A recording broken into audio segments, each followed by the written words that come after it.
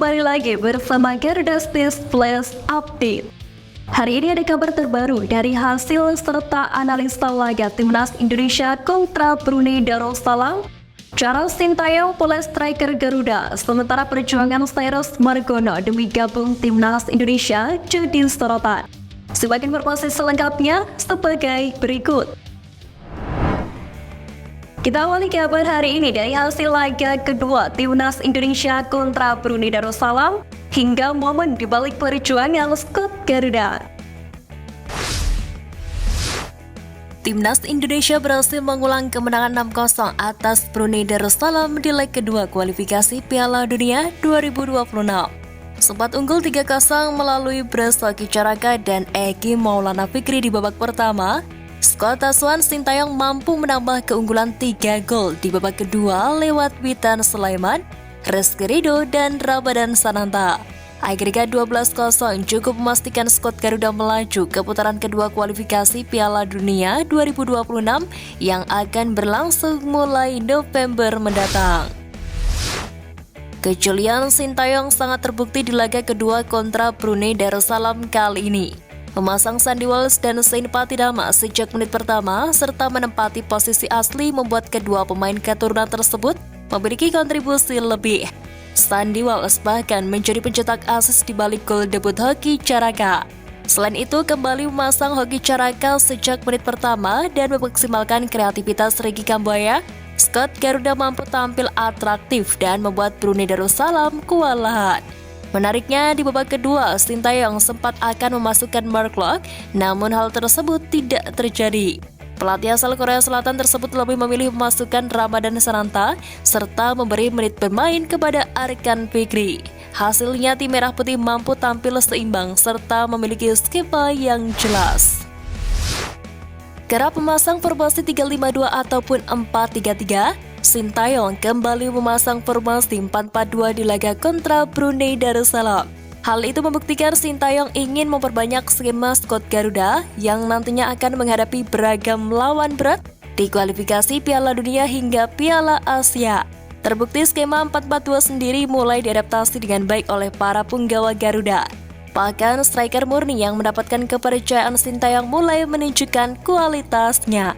Sebut saja pemain seperti Ramadan Sananta, Hoki Caraka hingga Dimas Derajat mampu unjuk gigi di laga kontra Brunei. Menariknya, dengan beragam taktik yang tengah diracik Sintayong, banyak pecinta sepak bola tanah air yang terhibur dengan permainan skuad Garuda dan optimis untuk menatap event berat ke depannya. Kita masuk ke kabar selanjutnya, ada Sintayong yang telah memikirkan lawan di putaran kedua kualifikasi Piala Dunia 2026 hingga kejeniusannya dalam mencetak striker nomor 9 Timnas Indonesia. Usai menghadapi Brunei Darussalam, Sintayong mengaku sudah memikirkan pertandingan melawan Irak dan Filipina di putaran kedua kualifikasi Piala Dunia 2026 pada November mendatang. Sebab Irak akan menjadi lawan pertama di grup F.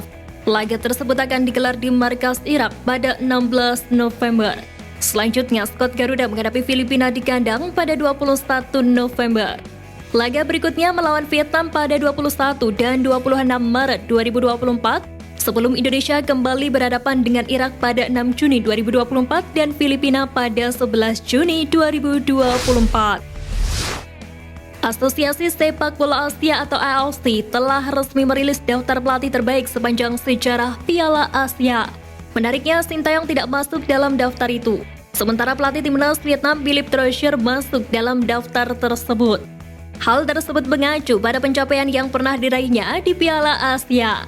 Tak heran sosoknya menjadi salah satu pelatih yang disegani di Asia. Secara ini juga lantas menjadi sinyal waspada bagi timnas Indonesia di Piala Asia 2023 mendatang. Mengingat tim Merah Putih tergabung bersama Vietnam di grup D. Terlebih di grup tersebut juga ada Jepang dan Irak. Di era Sintayong, pencapaian akan penyerang berkualitas mulai terjawab. Striker lokal yang cocok dengan posisi nomor 9 muncul dalam diri Dimas Derajat dan Ramadan Sananta. Hal itu terbukti kala keduanya berhasil menjadi duet mematikan di leg pertama kontra Brunei Darussalam. Pola penerapan taktik seperti inilah yang hampir tidak pernah dilakukan para pelatih timnas Indonesia sebelumnya. Terkhusus para pelatih lokal, Mereka lebih gemar mengandalkan permainan yang banyak dribble dan umpan jauh. Sebagai contoh, pada babak 16 besar ASEAN Games 2023, Timnas Indonesia yang berhadapan dengan Uzbekistan memainkan pemain long ball dengan Ramadan Sananta yang berada di posisi ujung tombak. Namun, seperti yang diketahui di laga itu, Ramadan Sananta kesulitan karena kerap kali berjuang sendiri di lini depan. Beralih ke kabar Piala Dunia U17, ada FIFA yang tipe menulis nama Arkan Kakak, sementara jajaran PSSI beri suntikan motivasi langsung ke Jerman. FIFA salah menulis nama striker timnas Indonesia U17 Arkan Kakak di situs resminya. Nama Arkan Kakak justru ditulis menjadi Alkan Kakak. Kesalahan penulisan itu terjadi kala FIFA merilis daftar 5 pemain dari Asia yang dinilai bakal jadi calon bintang di Piala Dunia U17 2023. Pasalnya, memang hanya ada 5 negara dari Asia yang mentas di ajang tersebut, yakni Indonesia, Jepang, Korea Selatan, Iran, dan Uzbekistan. Tak hanya nama Arkan Kakak saja yang typo, nama Yondoyong juga ditulis salah menjadi Yundoyo. Sementara itu, penulisan untuk 3 nama pemain lainnya sudah benar. Wakil Ketua Umum PSSI Zainuddin Amali memberikan arahan sekaligus motivasi langsung kepada penggawa Timnas Indonesia U17 di Jerman. Dalam memberikan arahan, Wakil Ketua Umum ditemani oleh Frank Wormuth, Indra Syafri, Bima Sakti, dan semua official. Zainuddin Amali meminta kepada pemain tidak takut dengan siapapun yang akan mereka hadapi di lapangan. Pemain diminta untuk menunjukkan kemampuan terbaik mereka. Terakhir, Zainuddin Amali menginginkan Iqbal dan kawan-kawan untuk dapat bermain maksimal, sekaligus berharap untuk lolos dari fase grup dan melangkah lebih jauh di turnamen itu. Demi memaksimalkan pemusatan latihan Timnas Indonesia U17 di Jerman, PSSI menjaga asupan nutrisi para pemain dengan ketat. Dokter tim Diki Muhammad Sofyan mengaku telah menyiapkan menu-menu terbaik mulai dari sarapan, makan siang, dan makan malam.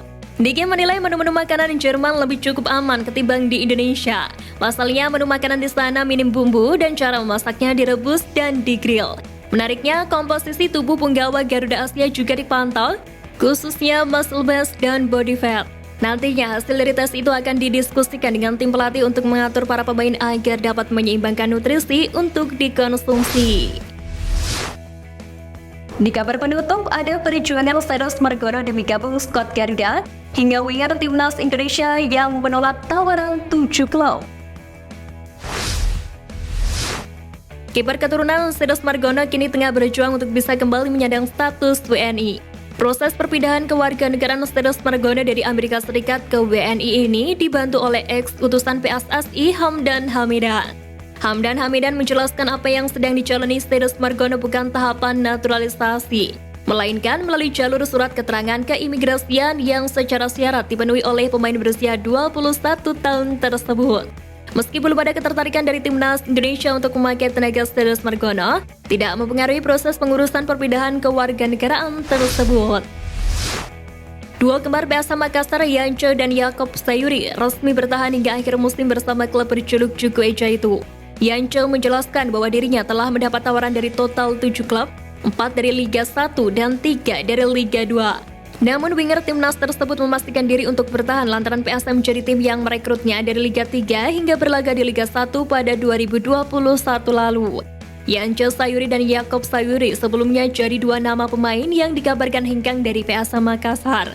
Hal tersebut seiring dengan mencuatnya isu keterlambatan gaji yang diterima PSM Makassar dan konflik internal manajemen. Dan sekian Flash News kali ini, Sobat Garuda. Mari terus dukung perjuangan Timnas Indonesia. Nantikan Flash News Edition dari Garuda Space selanjutnya. Terima kasih dan salam olahraga.